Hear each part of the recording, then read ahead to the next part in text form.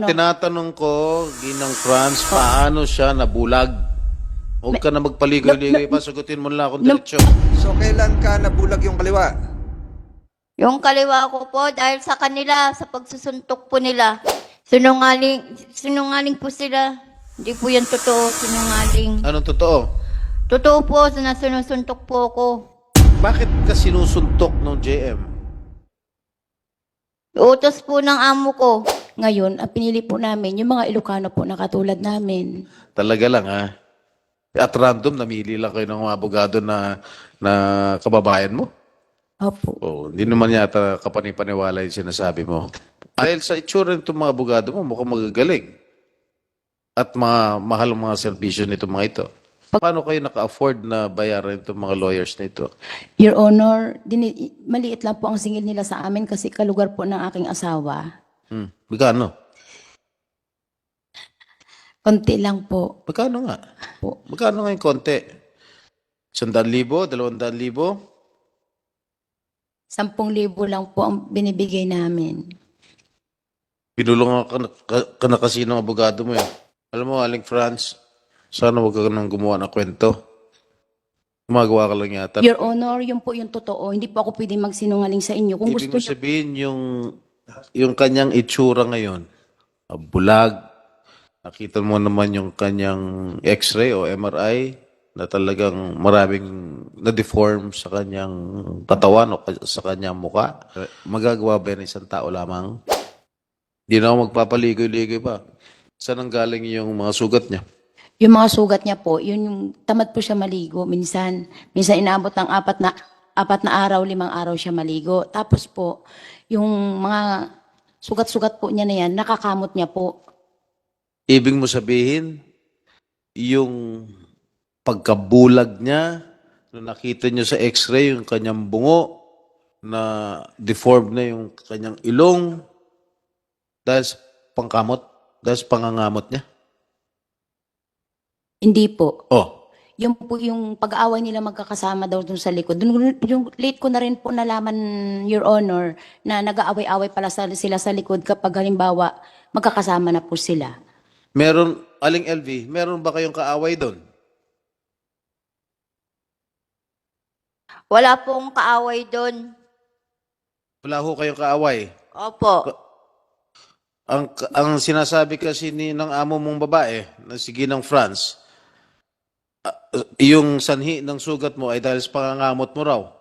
Hindi po yung totoo. At nag-aaway-away daw kayo nung magkakasama doon. Nung mga Hindi kasamahan po. mo doon. Hindi po. Your Honor, yun po yung at LB, alam mo yun, nung ginamit mo yung gamit ni GM at saka pinasok mo sa kwarto kaya sinuntok niya yung gilid ng kaliwang mata mo. Alin? Diga at LB, alam mo po yun? You address the chair, okay? Opo. Oy, Alam na po yun, hindi po yung totoo. Ikinakaila ni Aling LV yung sinasabi mo, Franz. Ginang Franz. totoo po, Your Honor, na yung kasamahan niya po ang nagsuntok sa kanya ng kanyang mata na kaliwang mata niya. Gawa po ng pinakalaman niya yung brief ng kasamahan niya tapos ginamit niya po yung mga gamit niya at saka ginawang basahan yung mga damit. Tapos Your Honor, sabi nung boy namin na isa na yun, pinasok niya daw po siya sa kwarto. Wala din po kami alam, Your Honor, kasi po, gabi na po yun, nakasara na po kami, doon po kami sa kabilang kwarto nakatira. Sila po, magkakasama, 3 kwarto po. Paano siya nabulag? Nung pumasok po sa amin ng Ate LB, 2019, August 10, 2019, birthday po ng kapatid ko, pumunta sa amin ng Ate LB. Tapos po, nung August 11, nagsabi po sa akin ng Ate LB, pwede ka akong pumasok, sabi ng ganun, kasi wala akong matuluyan. Dahil sabi niya ng ganun, sa amin, hindi ako pinapakain hanggat hindi ako nagtitinda ng buko juice. Bakit ka ako wala kang pamilya? Sabi sa akin, sabi niya po sa akin. Di sabi ko po sa Ate LB, sige Ate LB, kung halimbawa wala ka mauwian, ikaw, sabi ko, pero subukan ko muna kung saan ka marunong, kakupok. Tapos Your Ang Honor, tinatanong ko, Ginang Franz, paano siya nabulag? Huwag ka na magpaligoy-ligoy pa, sagutin mo lang akong nung diretsyo. pagpasok niya po sa amin, medyo may puti na po yung gilid ng kanyang mata. May mga gilid na po yung mata niya. Pagpasok, nakita niyo yung picture niya? Yung bagong pasok siya? Nung may klipa yung buhok ni Aling LV? Your Honor, hindi naman po yan ang itsura ng Ate LB nung pumasok sa amin, Your Honor. Can we show that again, technical? Ayan. Buong-buo ang mata. Your Honor, ito po ang picture ng Ate LB nung pumasok sa amin. Hindi lang. Aling LV? Ay, hindi niya makikita pala yan. Pwede natin tanongin, nung pumasok ka noong 2017, nakakita ka pa, dalawang mata? Opo, malinaw na malinaw po ang mata ko. So, kailan ka nabulag yung kaliwa? Yung kaliwa ko po dahil sa kanila, sa pagsusuntok po nila. Yung kanang mata, kailan nabulag? Nauna yung kaliwa, tapos sunod yung kanan? Opo. Kasi ang sinasabi ni Mrs. Garcia Ruiz, Franz Garcia Ruiz, medyo maputi-puti na raw yung mata mo nung pumasok ka sa kanila. Hindi po totoo yun. So nakakita ka pa noon. Opo. Ano yung litrato pinapakita mo? Your Honor, pumasok po kasi ang Ate LB po sa amin, hindi 2017. 2019 po, August 11, 2019. Oh. Ito po ang itsura ng Ate LB nung pumasok po sa amin, Your Honor. Kailan siya pumasok sa kanila? 2017. 2017. Oh. Your Honor, ang 2017 po nasa barangay 6 kami, ang 2019 po nasa barangay 7 po kami. Pero kanina, sinabi ni Ma'am Lisa na nakita raw niya, yung litratong ito, yun daw unang pagkikita nila ni Manang LB. Siguro maayos pa, nakakita pa. Opo, nung, Sinabi ni Ma'am Lisa under oath kanina. opo. Ang Sabi na opo. Ang itsura po ng Ate LB nung pumasok sa amin, yung mata niya po, medyo may puti-puti na po yung gilid ng mata niya. Ngayon po, kaya po nagkaroon siguro ng damage dito sa gilid ng kanyang kaliwang mata. Gawa po nung pag-aaway nila nung isang boy namin. Late ko na rin din po nalaman na ganun nga po. Pero nakita ko nung pinag-usap po silang dalawa, ba't ka ako may ganyan ka, Ate LB? Nag-away po kami, sinuntok po ako ni GM, sabi niya po. Gano'n rin siya kadalas suntukin ni JM? Hindi ko naman po sila, Your Honor, nababantayan kasi doon lang po ako sa unahan na nagtitinda. Assuming totoo yung sinasabi mo, o anong ginawa mo bilang amo? Pinagharap ko po silang dalawa, bakit mukha ko sinuntok ang Ate LB? Sabi niya po, paano ate, ginamit niya lahat ng gamit ko. Pag uwi ko dito, lahat ng damit ko, ginawa niyang basahan. Sabi, hindi lang po yan ate, hindi lang ako nagsasabi sa inyo, pinapasok niya rin ako sa kwarto. Tinadyakan ko pa nga yan, pinasok ako sa kwarto. Ba't ngayon ko lang kako nalalaman yan? Ano Ate LB, ang masasabi mo dyan? Ay, sorry, GM, sabi niya, hindi ko na ulitin. O ikaw, ano naman ang ginapat, ginanon mo naman sinuntok? Sabi ko po, Your Honor, dapat hindi mo ka ako sinaktan ng Ate LB. Sabi ko po, Ate LB, sorry. Naghingi po siya ng sorry sa Ate LB. Narinig mo yun, Aling LV? Sinungaling po sila. Hindi po yan totoo, sinungaling. Anong totoo? Totoo po, sinusuntok po ako. Ni JM? Opo. Pati si JM? Opo. Pati si JM? Teka muna, Pati po yan si Ate Franz. Teka muna, Senator Estrada. Ano ba ang sinasabi mo kaya? JM o GM? May GM ba? General Manager o yung JM? Ano ba yan?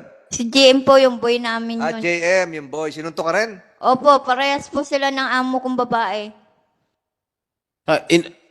Bakit ka sinusuntok ng JM? Utos po ng amo ko. Your Honor, hindi po totoo yun. Kasi si GM po, may gusto po siya kay GM. Sa katunayan nga po, pati yung bubong po namin, sinunog ng Ate LB dahil nagsisilo siya doon sa isang tindira po namin. Alam mo, Aling Franz, sana huwag ka nang gumawa ng kwento. Gumagawa ka lang yata. Your Honor, yun po yung totoo. Hindi po ako pwedeng magsinungaling sa inyo. Kung Ibig gusto mo niyo, sabihin yung kanyang itsura ngayon, bulag, nakita mo naman yung kanyang x-ray o MRI na talagang maraming na-deform sa kanyang katawan o sa kanyang muka. Magagawa ba ng isang tao lamang? yun po ang hindi ko po alam sa kanila, Your Honor. Kasi po, hiwalay po kami ng tulugan sa kanila dahil meron po silang 3 kwarto na magkakasama. Pagkatapos ko po galing sa simbahan, Your Honor, ay sa tindahan, Your Honor, maghapon pa ako nakaupo doon. Pagkatapos ko po, nagugasaw katawan, napasok na po ako ng kwarto namin, Your Honor. Hindi ko po alam kung anong nangyayari sa kanila. Lalo po, Your Honor, ay lagi din po kami sa biyahe mag-asawa. Tuwing makalawang araw na sa biyahe po kami.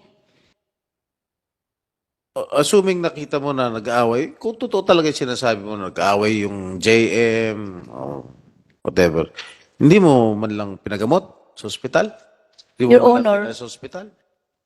Ang ginawa ko po sa Ate LB nung, kasi ang nangyari lang po baga, Your Honor, dito lang po baga po ay Sagutin mo ano, ko, dinala mo ba sa ospital o hindi? hindi po, Your Honor. Kasi po, ano lang siya, para baga po siyang sugat lang dito banda sa gilid po ng mata niya, yun lang po ang nakita Di ko. ba dumudugo? Sabi nga ni Aling LV, dumudugo kanya mata. Hindi po, di kung dumugo po, dinabulag na po sana agad-agad dito yung mata niya. Kung dumudugo Bulag po. na nga ho eh. Bulag na. Your Honor, hindi ito lang po kasi yung nangyari sa kanya, Your Honor. Kasi yung kanyang mata nung pumasok po, may puti-puti na po yung mga gilid ng mata niya, Your Honor. Pero ito pong larawan dito sa harap natin na sinabi ni Ma'am Lisa na nakita niya noon, hindi naman ho ito itsura ng bulag. Hindi nga po, Oh, pero may may puti, puti-puti. may puti-puti, Your Honor, yung gilid po ng Hindi mata ka naman niya. doktor, para mo masasabi may mga puti-puti na ano. Kasi, Your Honor, Maayos ang itsura niya nung pumasok siya sa... Your Honor, hindi po yan ang picture ng Ate LB. Maayos ang itsura niya. Pati yung si Ma'am Lisa nagpapatunay na maayos ang itsura niya. Your Honor, may picture po kami nung pumasok ang Ate LB sa amin kasi kasama namin yan kapag nagbi-beach kami, kapag naggagathering ang family namin, kasama po namin For yan. purposes of fairness here, can the committee secretary retrieve a copy of that picture for record purposes? Tingnan mo, kunin mo. Let the record show that, ano mo na lang, screenshot and then kunan mo ang litrato para may record tayo. So, pwede nyo ipakita yung larawan pinapakita niya. Pwede naman nating ipaano yan eh. Ipa-forensics yan kung kailan kinunan yan eh. Kung bago lang yung larawang yan o 5 taon na yan o 1 buwan pa lang. So, pakita mo, records will show that Mrs. Franz Garcia is trying to secure the picture which she alleged was taken when LB Vergara was employed. Hindi pa makita, Mrs. Garcia, yung gusto mong ipakita kay Senator Estrada kanina, hindi mo na makita ngayon. Alin yung litratong yun? Na nasa beach, may puti-puti ang mata, so it is taking you quite some time. Comsec, dala mo yung cellphone mo, Comsec, kasi kukunan mo ng screenshot para isang kuhanan na lang yon. So, we're giving the Comsec several minutes to retrieve his cellphone para kunan mo na lang to form parts of the records of this case, of this hearing. So nakita nyo na yung litrato na gusto nyo ipakita kanina kay Senator Estrada na gusto nyo kanina, minamadali nyo si Senator Estrada na may litrato na gusto nyo ipakita. Ngayon, gusto na nating makita talaga yung larawan. Ano ba yung cellphone? Is that the cellphone of the resource person or the cellphone of the lawyers? Parang iba na. Yung pinapakita mo, get the picture from the cellphone of Mrs. Garcia Ruiz. Hindi na makita yung litrato? Your Honor, pinorward ko po sa aking lawyer kanina. Pinorward niya. Hindi, yung gusto mong ipakita kay Senator Estrada, Po. sana makita na ng... Comsec, kunan mo na ng litrato para ma-compare natin. In the spirit of fairness, we are trying to secure the photo that you are trying to show a while ago, that you tried to show a while ago to Senator Estrada. So, hindi pa nakikita? Oh, cellphone mo. Kaya, may date naman yan eh. Lalabas naman ang date dyan. At saka na makikita kung kailan yan kinunan. Nakuna na, Comsec? Mr. Chair, habang hinintay natin na ma-flash sa screen, Aling Franz, Ginang Franz, Please proceed. Yes, Your Honor. ano ba trabaho niyo at kinabubuhay ninyo? Magtitinda lang po, naglalako ng mga gulay sa mga bukid, Your Honor. Tapos Tapos tindahan lang po. nakakapag-hire kayo ng mga magagaling na abogado. Mga kalugar lang po namin, Your Honor, tsaka mga parehas na Ilocano, Your Honor. Ano? Mga kalugar lang po namin dahil parehas kaming mga Ilocano, Your Honor. Nakita lang po namin na may pina-refer sa amin si attorney. Tinignan namin, namili po kami. Ngayon, ang pinili po namin, yung mga Ilocano po na katulad namin. Talaga lang, ha? At random, namili lang kayo ng mga abogado na kababayan mo? Opo. Oh, hindi naman yata kapanipaniwala yung sinasabi mo. Unless merong nag-i-sponsor sa inyo, nagbibigay siya ng abogado. Wala May po, kaya. wala po, Your Honor. Dahil sa itsura nitong mga abogado mo, mukhang magagaling. At mahal ang mga serbisyo nito mga ito. Pagkababayan naman. Kung talagang ang hanap buhay nyo lang ay nagtitinda Opo.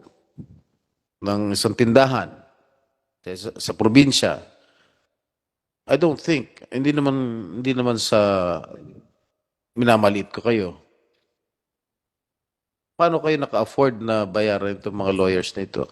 Your Honor, maliit lang po ang singil nila sa amin kasi kalugar po ng aking asawa. Kalugar po sila. Kano? Magkano? Konti lang po. Magkano nga? Kung talagang alam niya yung kalagayan ninyo, sitwasyon ninyo sa buhay ninyo, di dapat pro bono yan. Opo, konti lang po. Magkano nga yung konti? 100,000, 200,000? 10,000 lang po ang binibigay namin. Pinulungan ka na kasi ng abogado mo eh. Hindi po. Yun po ang totoo. Okay. Ito yung ano? Aling Tasing. Yan ba yung mukha ni Aling LV? Ha? Kamukha po. Kamukha. Apo. Hindi siya yan. Titigan mo maigi. Siya po yan, siya po. Kailan kinunan tong picture? Siya yan. Wala naman pong bulak siya. Walang bulag. Hindi. Kailan tong picture na ito? Yung picture na yan, Your Honor, is February 4, 2020. Birthday po ng nanay namin, 60 years old ng nanay namin, sa San Jose po yan. 2020. Maayos na maayos sa itsura. Opo. Ha? Ano yung sinasabi mong puti sa mata?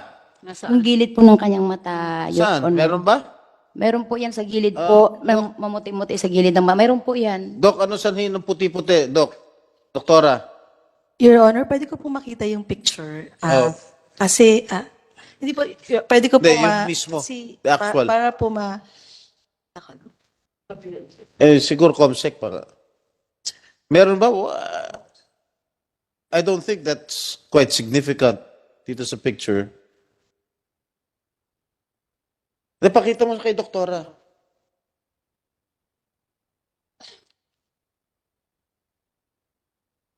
Aling Tasing, siya yan, ha? Siya yung kapatid mo, si Aling LV. Your Honor, parang wala naman pong mga white opacity, Your Honor. Ano yung sinasabi mong white, Franz? Mismo yung doktora nagsasabi, wala naman ng kagalos-galos. Ang linis-linis. Your Honor, yun dito po sa gilid ng ganito niya, may mga maliliit na pong puti-puti, Your Honor. Pwede may close-up, doktora, yung picture. Nakita ko na po, Your Honor. Wala naman po, Your Honor. Hindi ko naman po nakakita yung white. Your Honor, dadalhin ko na lang po yung original niyan. Although, Your Honor, of course, I cannot really say about the white opacity na sinasabi niya because it's better po na yung description ko po kasi ng white opacity is through a slit lamp. Although, ngayon po kasi, Your Honor, grossly, kita po talaga yung white opacity ngayon because of the injury. But yung sinasabi niya po kasing puti-puti, maybe po baka ibang whitish opacity yon, baka arcosinilis, na normal. Baka lang po arcosinilis. Usually po parang may white ring, no? Yung bilog ng mata natin na black, usually may white ring siya sa side, no? As in literal po na white, no? Usually naman po because of increased cholesterol po sa pasyente, but it's not from the injury po, Your Honor. If yun po yung nakikita niya.